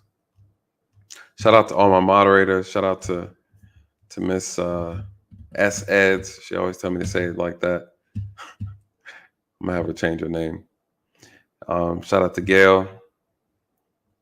Shout out to you, my dear. I really appreciate you guys always coming through when you can. I know I'm the most last minute person when it comes to live stream. So I appreciate you guys always just showing up and supporting. You know, that absolutely means the world to me. Shout out to Daughter of Yah, one of my day ones. Shout out to you. Thank you so much, and a member of the channel. Thank you so much for the super sticker. Daughter Yah is always hooking her boy up with the Krispy Kreme fun. As you guys know, I've been doing a lot of crunches trying to get right. I mean, I've been right, but I'm trying to get righter, right? But I can't help it, man. I can't say no to them donuts. So thank you so much, Daughter of Yah. I really appreciate you, my dear. Shout out to the big homie Dub Will, member of the channel, always holding it down. Shout out to you, man. His avatar always be cracking me up. I'm gonna drop the link for disagreements. Shout out to Amazing Lucas. He gave me a whole new idea about Disagreements Day. To the moderators, I'm gonna drop it in here for if you disagree, then you are more than welcome to come up respectfully. We'll have a conversation. I want to be out of here in another 30 minutes. That'll give me time to take questions as well. Any questions? Some of you guys had some great questions early on. I want to make sure I cover those. Thank you, Dub Will, for this. My Lois Lane, thank you so much, my dear. Also, member of the channel, the $20 super chat says, I'm so late, about 30 minutes in now, had to show support. The passion you have for helping people is incredible. Keep making a difference, man. Thank you so much. Very passionate. I love people. I love all people. I love serving. I've served all people, all creeds, nationalities, religions. I just love seeing people happy. I love helping people. I saw a problem. This is a problem. There's a law enforcement problem in this country, absolutely. And there's a people problem in this country, and both need to be examined. Both need to be handled. But the police absolutely need to be handled. There's no doubt about that. But the police are not some demonic force of people running around here causing mayhem. No, there are a few. There's a few too many, right? We can all agree on that. There's things that need to change. Absolutely. There's some stubborn police departments. There's some stubborn officers. And we definitely want them to either fix or get up out the profession. And I believe I can lend my voice to help bring that. I believe with the support of you guys makes it also possible, because by your support, it spreads the message and it garners the attention. Some people want to have the conversation and some people don't. And I get it. And respectfully, I respect how they feel. So shout out to you, Ms. Lane. I'd love to get your thoughts on it as you start wrapping up your 30 minutes. You're about an hour and a half behind. So I'm curious to get your thoughts when all's said and done. So yeah, I'm looking forward to that. And thank you again, my dear, for this super chat. I really, really appreciate it. Let me see. Oh, yeah. So you guys, you know how this works. If you have a question, put a Q in front of your question so I can catch it in the chat starting now, so I don't miss it. If I missed it earlier, then please, by all means, repost your questions in reference to this, or if you just have a general question. You guys know we do questions at the end of this. Yeah, shout out to Lisa. Says she's disappointed in these attorneys. I'm disappointed in these attorneys too, you guys. If you want a real attorney, you want to see how a real attorney gets down, holla at my boy TLA, the lead attorney. That's how you get down. I'm gonna have to send him a clip of these guys. I'm really curious to see what TLA would say about these guys' choices of words. But shout out to TLA. And shout out to you, LaShawn, Tech Locks. Thank you so much, love. I appreciate the $10 super chat. Thank you so much. And you are definitely a new face, so it's a pleasure to have you over here. So LaShawn, you have a channel too, or do you do? I'm assuming you do locks. You do locks, or is that just your name on there? Because I can see your locks; they look really dope. So shout out to you.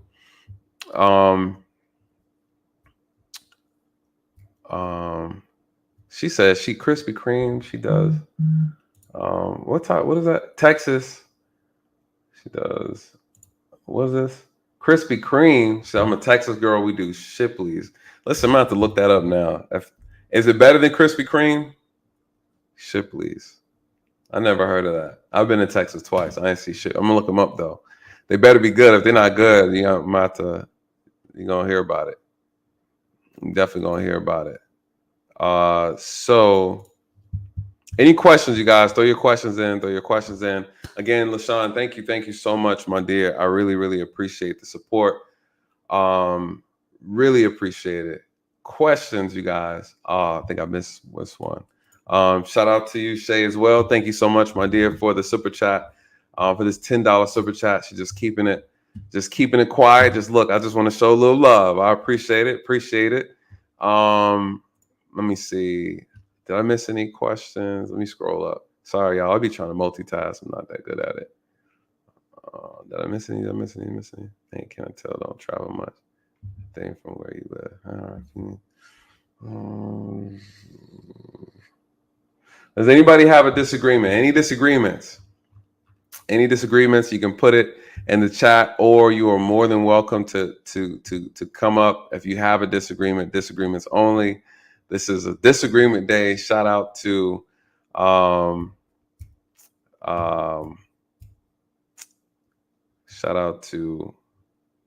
Amazing Lucas for coming up with that cool idea, cool concept. What questions do we have first? Let me see. From Louise Ghetto. Will the stream be uploaded to your channel? Yes, this stream, yes, it's uploaded. This will be uploaded to the channel so you can check this. What stream are you talking about? This stream? Yeah, this stream is good. The stream tomorrow will be uploaded to the channel as well. Wes Anderson, do you think cops still should have been charged? No. On this case, no. No, they shouldn't have. The officers were acting in policy. We can argue whether or not the policy is good or not. That's one thing. But the policy is there. The officers were acting within policy. They should not have been fired either. That's why they have that lawsuit, which is, I think, they're definitely going to get it. It's also the reason why they got their job back. When should they have been charged? No. The moment Rayshard Brooks took the taser from the officers were justified in actually shooting him in that moment. You heard it from the voice of the attorney as well. The issue that the attorneys are talking about, they don't like, is the fact he was shot while running away, which I agree 100%. If Rayshard Brooks did not have the taser in his hand as he was running away and the officer shot him, the officer would be guilty, charged with murder, and I would speak 100%, yeah, the officer was wrong for that. So that wasn't the case. Unfortunately, one could argue that just because you are authorized to use deadly force doesn't necessarily mean you have to. That is 100% true. There have been plenty of times I was authorized to use deadly force and I did not use it. Sometimes because I felt confident enough to be able to handle the situation without using it. There were other times where I didn't use deadly force because I felt like I'd be more in danger of drawing my weapon that close to the suspect. There have been times, and I told the story on this channel before, where someone drew a knife on me and we were in close proximity and I needed my hand to hold the knife down. So I wasn't able to draw my weapon with my right hand because my hand was already occupied. So the risk over reward was, how quickly can I let him go, draw my weapon and pull the trigger before not getting stabbed? And to me, it was safer for me to leave my gun in, fight the knife out his hand instead of shooting him. So I've been in situations, for those who've seen my video of me being dragged down the interstate, I was in a position where I could have also shot the suspect as well. So, but again, just because you can use deadly force doesn't mean you should use it, but that's an individual decision that an officer makes in that moment. And that officer has to be able to articulate and justify his actions. And so all we are saying in this case with Rayshard Brooks is that this is true. I see you, Michi. I see you. Just because, hold on, I got another question here. Just because you can doesn't necessarily mean you should, but it doesn't mean it's not unlawful to do it. And that is when we break down these difficult cases, we got to be able to understand the nuances. You're authorized to do it, doesn't mean you have to do it. But if you do decide to do it, you're covered, right? You're justified. Justified doesn't necessarily mean it's morally right either, right? We had that conversation with Jalen Walker when it was like, okay, well, what the officer did, was that morally right? No, it wasn't. But, again, that's what makes this thing tricky. But we also have to make sure we understand it's okay to talk about the morality of a case, because that's how we get laws changed. We'll say, we don't like this. The morality behind marijuana being illegal doesn't sit well with people anymore. People want to do away with that. And so the people have to galvanize together and get these laws changed. So if you see something that police are doing that you don't agree with, you got to come together and really fight that. You do.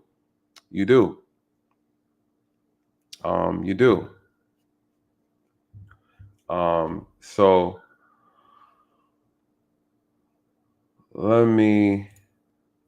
Michi, shout out to Michi. She makes a good point. Policy and law don't mean it's right. True. This is very true, but that's a moral statement. Laws change all the time. Society dictates what law is appropriate during what time period of life in society.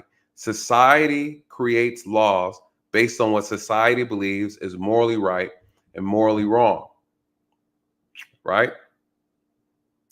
The law starting to support people changing genders, right? The law is starting to change and say teachers can help usher along your child in switching genders. So back when a lot of us were growing up, that wasn't a thing, right? So laws they move with society. When society becomes more, or I would say less and less, or more and more immoral, you see a lot more freedoms. You see a lot more things being acceptable. So I agree with you 100%. Policy and law doesn't mean you're right. No. But it does mean this is what everybody agrees upon. And the vast majority agree on this, then that's what makes it law. That's what makes it policy. Caroline says, Amazing Lucas doesn't even do disagreement day properly. He mutes, hangs up, and insults people. His remarks are disgusting. Yeah, he's immature. Bless his heart. He doesn't know any better, right? There's unfortunately, YouTube is a space for all ignorance, right? If you want to be an ignorant person and say a lot of disrespectful things or hurtful things to people, there's a place for you on YouTube. And he found his niche. People support his content, shout out to him. I mean, he put the work in. There's somebody for everybody on YouTube is what I'm learning as well. But I believe the correct disagreement day is to welcome people who have opposing views and have a respectful conversation, because that's where a lot of the learning and growth comes from. There have been plenty of people who came up here and they've schooled me on certain things. I may have said things that were inaccurate and they've corrected me. And I want to learn. I want to do better. I want to grow. So I welcome that. And so I love having conversations with people who are mature enough to have them. So shout out to you, Carolyn. I agree. He responded to, I super chatted him, you guys. I went to Amazing Lucas and super chatted him. He had a lot to say. So shout out to him. Bless his heart. He don't know no better. Thank you so much as well for the super chat, my dear. I really appreciate it. And again, thank you for becoming a member of the channel as well. Happy to have you over here. Common Sense Expert says, are you going to talk about the Arkansas incident? Yes. The Arkansas incident, I'm going to talk about it tomorrow. Yeah, I was going to do it tonight. Actually, I was going to do it tonight, But then this incident happened, and I really wanted to cover this because I really studied a lot of the Rayshard Brooks situation. It's a very sensitive situation because he was running away and he was shot in the back. So that right there is a big deal for a lot of people, and hard for them to digest how that took place. We can agree that it's tragic. We can agree it shouldn't have happened. I agree. But the law does support the officer's actions. And so we gotta make sure we examine both sides of the argument, the moral and the legal. If you don't like the legal, then let's talk about how you get it changed, right? But we got to be honest with the people about what the law says, so we're not delusional when we come out here and think we can do certain things and get away with it, right? We got to just be real. We got to be real. Shout out to Crook Hater 3332. Thank you for the $20 super chat. He says, keep doing work, family. 24 years and counting in law enforcement in Texas. All right. We got Leo in the house. Shout out to you. Thank you for your service, brother. Yes, it's a lot of work, man. You know, when you retire, I know you're almost to that retirement, man. If you ever want to come up and have a conversation, my platform is always open for you. Would love to get your insight, especially from people who work in different police departments. I think it's always good to get the audience so they can see a different perspective, so that they don't just hear from me thinking that I'm a unicorn in this. We have a lot of great officers in this profession, and we do have some bad ones. So thank you so much, brother. Thank you so much for this super chat. I really, really appreciate it. Much love, much love. Let's see. Let me see. Everybody in here support Michi X. Michi X is super dope. Let me see. Michi. Did I miss? Michi, did I miss? I feel like I missed something.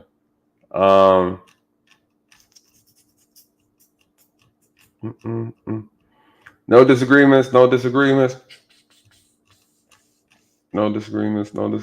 disagreeing today. We almost out of here. I'm gonna get these. I'm gonna get this. No disagreements. All right, got a question here. Let me see. You guys, I'm checking all the questions. What Michi talking about?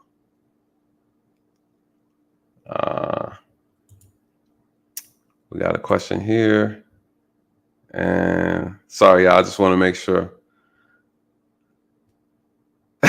Michi's so funny.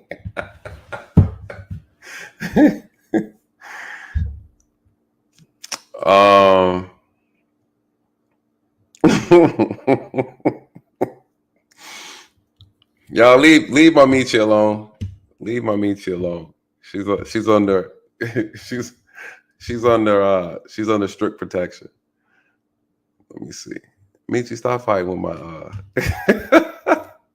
All right, let me see what the questions are here.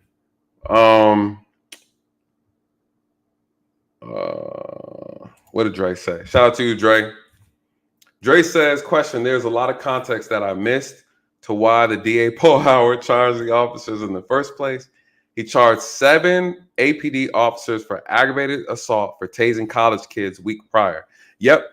For those who don't remember the whole city was in turmoil. There's a lot of things going on. People were out past curfew. It was back when they were doing the protesting and some were rioting, and then, you know, that whole thing. Well, there were 2 college kids, a young man and a young lady. They were out past curfew in the city, right? One. And then they were trying to pick up somebody that they knew that was being pursued by the police. They tried to give him a ride and stuff or whatever. It went south. The officers stopped the car, and I don't know, they had an exchange, told them to cooperate. Guess what? They drove off with the officer in the window trying to get them to cooperate. They then go back over, try to stop the car again. They try to flee again from the officer, from being detained by the officers. The officers told them to stop the car, cooperate. They didn't. The officer told them to roll the window down. They didn't. They broke the windows, popped the tires, tased them. It looked crazy and chaotic. Well, at the time, the DA, Paul Howard, because this was a political stunt, what did he do? he charged the 7 officers involved with aggravated assault and said that the taser was a dangerous weapon, a lethal weapon. That's what he did. Now, those officers, those 7 officers, they got released, right? They got released, had to get their jobs back. They were wrongfully fired without due process. The mayor and Paul Howard and all of them, Keisha Lance, whatever, she violated these people. So listen, the whole thing went south. Now, according to Dre, I think he's right. It was like a week or 2 later, 2 weeks later, Rayshard Brooks situation happens. The officer shoots Rayshard Brooks because Rayshard Brooks had the taser and shot at him with the taser. In the same moment he shot him, and he ended up killing Rayshard Brooks. Then the same DA, Paul Howard, is saying, hey, the taser is not a dangerous, or it's not a lethal weapon. The officer did not have justification for using deadly force. So then the DA, the same DA, I mean, the irony, man, was so crazy. The same DA found himself in a horrible situation. He contradicted himself. All because he wanted to play politics. It was bad, you guys. I don't know if you guys remember that, but you're talking about a crazy, crazy contradiction. He put himself in the biggest trick bag I've ever seen on national television. Horrible situation he put himself in. And he ultimately, honestly, is a big part of the reason why these officers are off now, because of what he did. I think that played a big, big role in it, to be honest. So shout out to you, Dre, for bringing that up. Kelly Crypto, shout out to you, Kelly Crypto. Question, she says, I think I remember you talking about it on Storm's channel. Yep, a while back. But what made you want to leave law enforcement? Your delivery with the topics are great. Thank you so much. So if you, I'll see if I can, matter of fact, I'll see if I can find the video real quick and drop it in the link. For those who are new, because I know we got a lot of new people on the channel. For those who don't know, I retired 2 years ago because I was involved in a on-the-job accident, and I was dragged down the interstate on the highway, and the injuries that I suffered from forced me to have to retire, and so and then fast forward, the recovery and the survival, I'm here today. And so that's the story. I'm going to send you Kelly Crypto. Let me see if I can throw this at you real quick. For those who are not familiar with the story, I did a video on it recently. But I'm gonna drop in the link if you guys have not seen it. That is the link. So Kelly, I'm gonna send you the link, and then I'm gonna drop the link for everybody here. If you haven't seen that video, it was my anniversary video I did explaining the incident and what happened. Please, if you have not seen that video, please go and check it out. I tell the story. I actually dive. It's a tough story too. I think I did a live stream on it. Live stream got real emotional though. I was in there crying and stuff. But I feel a lot better. I feel way better. Matter of fact, I'll send you guys. This is the what time is it? All right, so we making good time. Making good time. This is the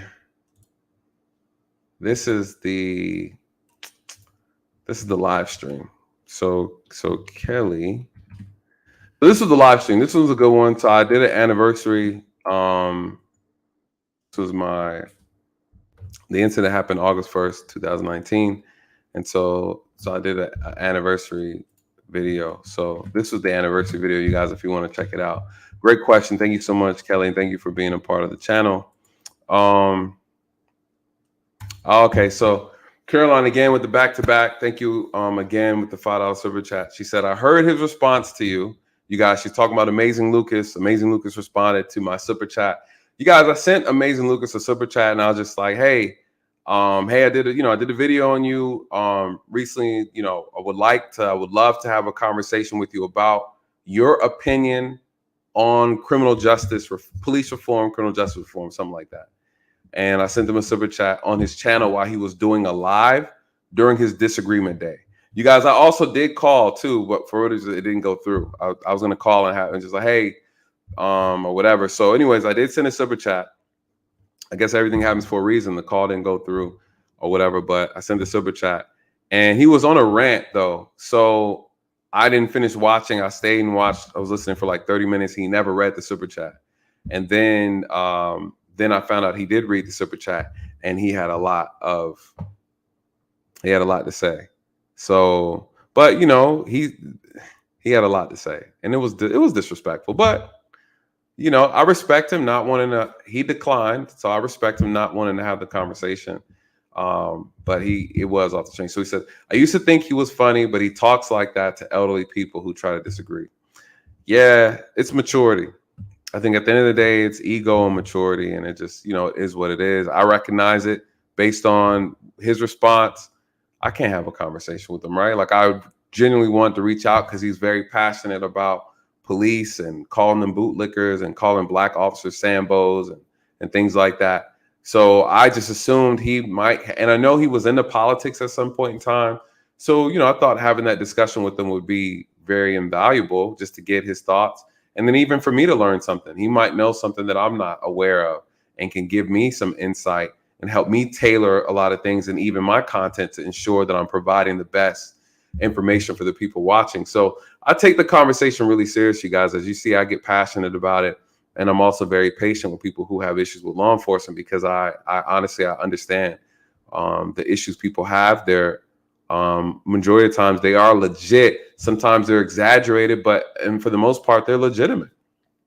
They have legitimate concerns. And so I don't take them lightly. But at the same time, I'm not going to BS with you either, right? So we absolutely know the police can be held accountable. Unfortunately, some citizens don't want to be held accountable. And if we can't have an honest conversation about accountability on both sides, then, you know, it doesn't work like that. So shout out to you, Caroline. Thank you so much for that. I never run away from the conversation, you know, so I'm here to educate. I'm here to provide insight. So there's no ego involved in this one. Dwayne Johnson Murdoch says, question, can we discuss this mad spirit of disobeying the law as it is post-COVID lockdowns? Nathan, seems like a new kind of epidemic to me. Yeah, you know, this is great. It's a great question. I believe politicians, some of these corrupt activists, Black Lives Matter, they have manipulated people to a degree, to a strong degree. And they have done it by way of people's emotions. The media is complicit in this. Fear mongering, propaganda, it is honestly, it's bad. It's really bad. I've had friends, coworkers tell me that during COVID, the lockdowns, that you have Black citizens, right? Black men and women who would be committing a crime and then walk up to, you know, and completely disrespect the officer in the middle of committing a crime. And it's just criminals have gotten emboldened behind it. And again, you know, it only hurts us. It only hurts us even more. It's bad. It's gotten really bad. I've heard it's gotten really bad. Empowering people to go about things the wrong way. Disliking the police is one thing, but trying to feel like it's okay to buck the system and things of that nature, and not even doing it properly, right? You want to buck the system, okay, there's a better way to do it, but it's a lot. And we see a lot. I've seen a lot with the kids, the youth, off the chain, man. You can't tell them nothing. They just do what they want to do. They believe they're above the law. You know, those girls up in New York who trashed that place, that restaurant. You see with the young lady who got pulled over in Atlanta. I'm not signing no ticket. It's just like, you know, we just I don't know what to say, man, but it's bad. It's very bad, and it's not healthy, and it's going to cause a lot more issues, in my opinion. Qualified immunity. This is a good question. Qualified immunity needs to be adjusted. Me and Brandon Tatum had that conversation. For those who are members, you get to see the rest of the video. We had a conversation about qualified immunity. I brought it up. I gave him my opinions and my thoughts on what needs to be corrected. He gave me his. Of course, they don't align, but it was a good conversation. Qualified immunity, is needed, but there are ways you can fix it. There's a qualified immunity is good to have. The problem is it's used to protect good officers and bad officers. There's a way not to protect the bad officers, but the bad officers are protected purposely. And there is a element inside qualified immunity that I believe is broken and it needs to be fixed. You'll never get rid of qualified immunity because police aren't the only ones that have it. So if you take qualified immunity from police, you're going to take away from judges, politicians, and so forth and so on and so forth, right? And they're not going to get rid of theirs. So they don't want to touch it. But qualified immunity, there is a caveat in there that needs to be removed in order to actually fix the abuse nature of it and how it's being abused. My solution: officers need to have a license, professional license to do the job. They need to be insured, like a malpractice insurance. And that way, if they violate a person's rights and they can be civilly sued, you sue the officer's insurance. You have direct access to them financially if they are in violation. And that way you can eliminate the taxpayer from paying the bill from an officer's mistake. If an officer is sued multiple times, say maybe 2 or 3 times, the insurance company drops the officers from insurance. If the officer cannot provide insurance for himself from an licensed insurance bonded company, then the officer can't practice policing anywhere in the nation. Why? Because no matter where you go, you got to have insurance. That's how you solve two problems with one. What'd you do? The officer is nationwide has to have coverage. Without insurance, can't be covered, can't do the job. No matter where you go, it doesn't matter. Because if an insurance company sees that you're a liability, they're not going to insure you. That's how you work around the qualified immunity. I believe it'll absolutely work. And so it's just one of those things that people have to push. So it's something that I put in my reform idea package that I'm working on to present to some local politicians. So we'll see. But that is my idea on it. But you can't get rid of it, right? But I believe we need to evolve it. Needs to be looked at seriously. Question: is there a better primary weapon that can wound rather than kill? Yeah, we have it. We have rubber bullets. We have beanbag shotguns, right? They hurt, but they can still necessarily kill. Like if you shoot somebody in the head with a beanbag bullet, a beanbag round, or they call it impact rounds, or a rubber bullet, it can still take you out of here. But it's usually for the torso, right? So we do have them. The problem is deploying them in the event of a situation is not always practical. But when you can deploy it, you should deploy it. My department, we carried shotgun beanbag rounds. So in the event that an officer is there to cover you with lethal force, then you come in with the less lethal. And if the opportunity presents itself, you can absolutely use it in order to handle the situation. Shout out to Super Gail, the moderator. She said, congrats on hitting 16K. Yes, thank you, Gail. Gail, this is not possible without you, first of all, because you have been holding me down since day one, along with the my other moderators as well. But thank you so much, you guys. If you're not familiar with Gail and her channel, please check her out. Gail, I always tell you, you can always shout your channel out on here. And Gail, you're the only guest I have all the time, and you've never been a guest on the channel. I'm gonna have to bring you up next live tomorrow. Gail, you got to come up. You got to come up. So shout out to you, and you guys, please go and check her out as well. She's always helping out, always supporting. She helps out on the streams and behind the scenes as well. So she is definitely my number one moderator, holding it down. If you don't have Gail on your team, you ain't got no team. Pretty much. That's pretty much what it is. Did I get everybody's questions? Did I get everybody's questions? Did I get everybody's question? Let me scroll. I think I did good. Whoop, whoop, whoop. Yes. Oh, no, you put in the work. Man, it's a lot of work. It is a lot of work, but I could not have done it without you guys. So trust and believe. Where Michi at? Michi. Did I get all the questions, you guys? Did I miss anybody's questions? I hope I didn't miss anybody's questions. No, repeat it. I missed it. Linus, I didn't miss it on purpose. You must have dropped it when I was in there running my mouth earlier.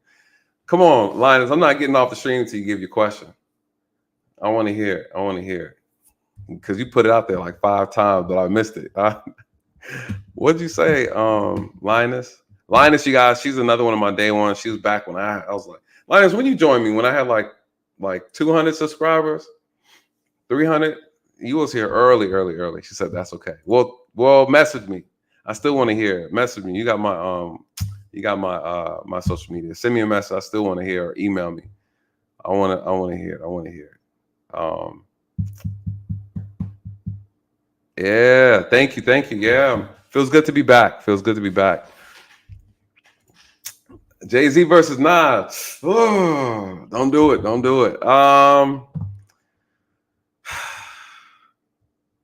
I like conscious rap, so Nas, but Jay-Z, because I like his wordplay, I like his creativity, I like his skill set. Man, I can't choose, bro. Honestly, I like them both. I like them both equally for different reasons. Who's more consistent? Jay-Z, right? All day. All day. I hear you, Michi. I hear you. She said, because you already know people. Shout out to you. Shout out to Miss Courtney Michelle.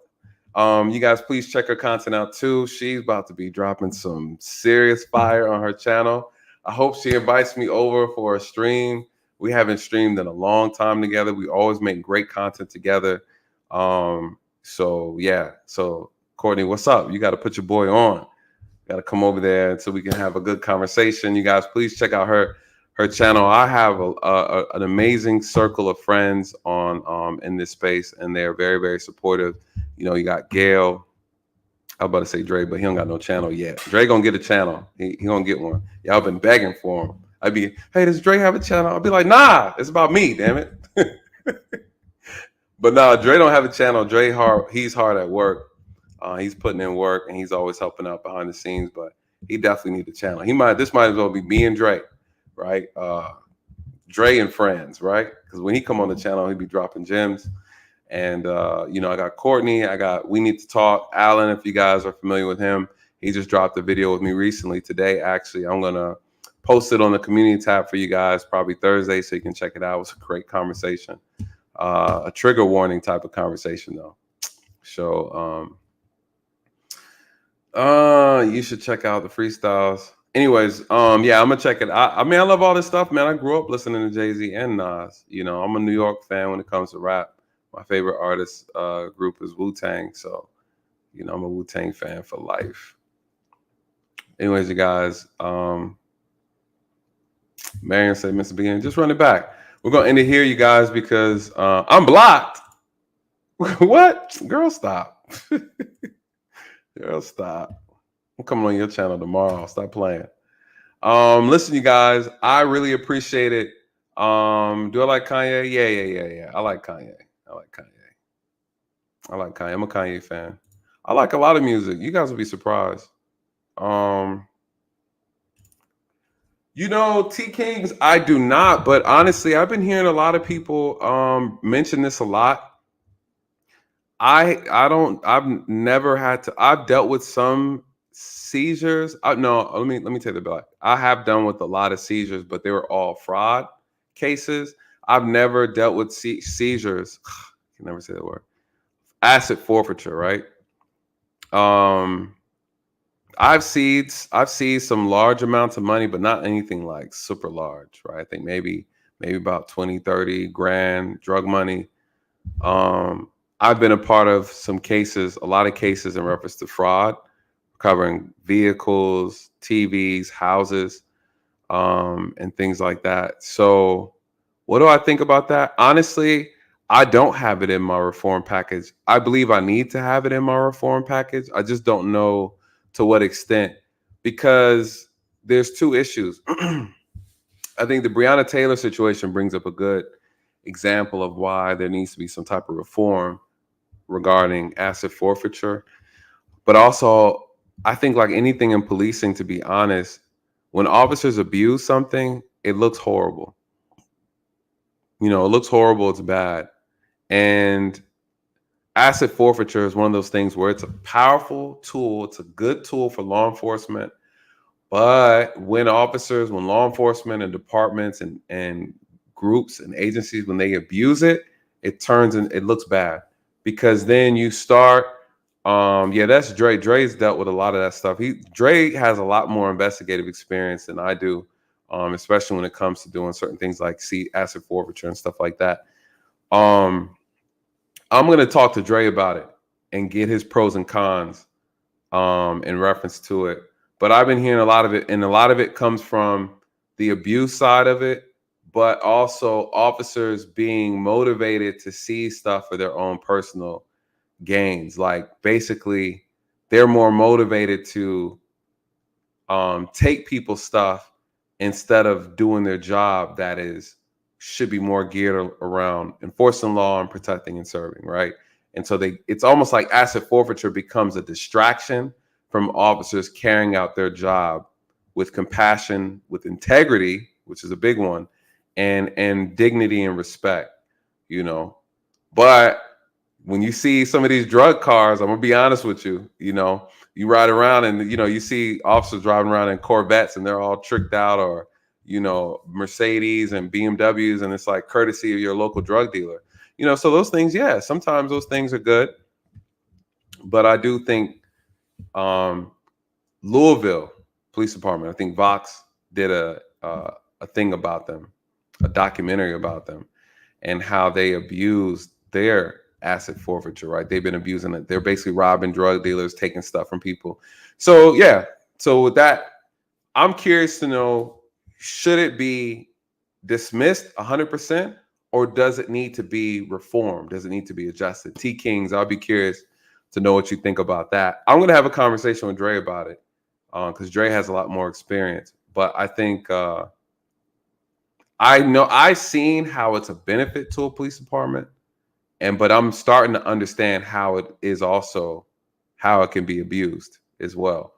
And I never saw the abuse of it while I was in the profession, but I'm starting to understand it now that I talk to more people and they point out certain things. I'm like, oh wow, I never looked at it like that. So yeah. What is he saying?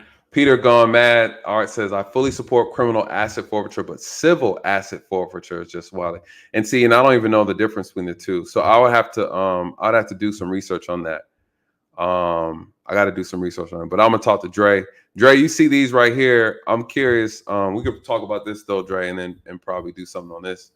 The difference between criminal asset forfeiture and civil asset forfeiture. I don't really. I mean, obviously, criminal is you're taking things from criminals, but Dre do need a channel. But I don't know what civil if we are involved in civil asset forfeiture. I don't really know to what extent or what that looks like. But I'm gonna talk to Dre about it behind the scenes. Shout out to Dre. He does need a channel. I'm gonna save this question. I think it's a good one.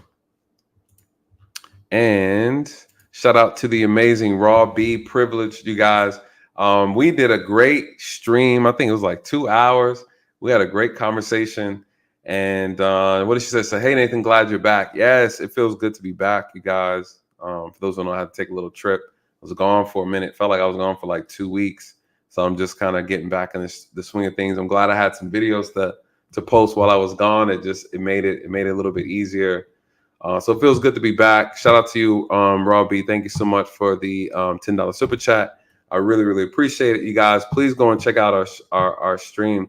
I got to post. If you post, you got to send me the link to some of the videos, Raw, so I can post it on the community tab, so everybody can check out. We had a great conversation. We touched on a lot of different things, but I love talking to Raw B because it's like we get a chance. It's like mental gymnastics when we're having conversations, you know. So it's not too many people I can have a conversation where I feel like my mind is being challenged and like squeezed. And then, you know, she has this thing where she does her little fan thingy. Where my little, you know, she be, She do a little fan. You guys, I can't do it. I don't have a fan. You got to check it out. But anyways, thank you so much, Raw. I appreciate it, my dear.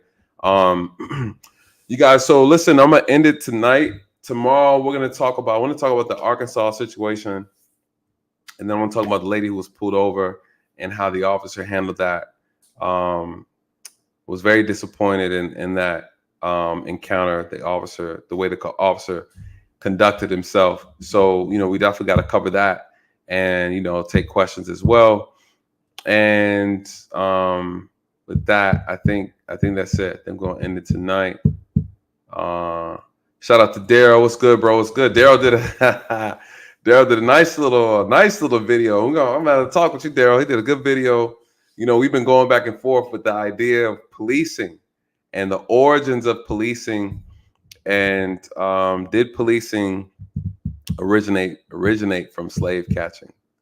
And so that's been an ongoing conversation here and there in this space since I got on.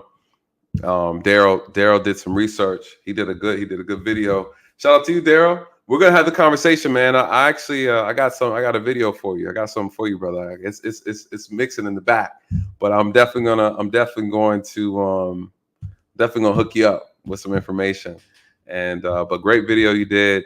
I appreciate the challenge. I do appreciate the respectful pushback on things. So I really appreciate that. I like having conversations with people who are just real, want to know, and they bring hard, tough questions, and we sit down and we hash it out. That's what I really enjoy. Linus, I said, don't start. Yeah, it's a sensitive topic, right? But there's some nuance to it. Police science should be mandatory class. Police sciences should be mandatory class in basic education. Yep. I have that in my reform. Mandatory. You got to pass a test when you're getting your license for kids to take the class, and you got to. I told I'm supposed to do a stream with someone, and I'm gonna break down all of my reform ideas that I put together. I think it's gonna be with Brandon, actually. Brandon and someone else, Brandon Tatum, and there was another person I talked to about it. They have a very big platform. So the plan is to break down everything on it and have the discussion, because I want the ideas to reach as many people as possible, so they can take those ideas and then work them in their own areas. That's my vision, you guys. My vision is to share it with as many people as possible. Take the idea. I don't care. I'm not here to take credit. I'm here to fix the problem, right? So anyways, I can go on forever with that. We'll stay true to the 2 hours. Let me say 2 hours. All right. Oh, Dre's driving. Did I miss anything? Do you believe police officers should have post-second? Yes. I believe law enforcement, they should, before you can be a police officer, I believe there should be at least 3 years worth of training, and that you should have a bachelor's degree to be an officer. Absolutely. Officers need to know the law better. Absolutely need to know the law better. That's the problem. Some of them don't know the law. Some of the citizens know the law better than the officers. So that's a problem. Absolutely. It's ridiculous. Anyways, thank you guys so much for tonight. This was a great conversation. I know it's a tough conversation. Broke down the incident and really wanted to touch on what the attorneys had to say. I think they made some very interesting comments, very interesting points. So again, thank you guys so much for just being a part of the conversation. I always enjoy talking to you guys about this stuff.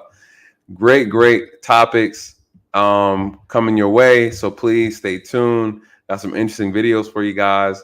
Some more exclusive content will be in the membership section. So please, for those who are members, just enjoy. With that being said, you guys, I hope you found this conversation to be informative and insightful. And with that being said, you guys, let these truths find you where the lies have left you. With that, good night and God bless.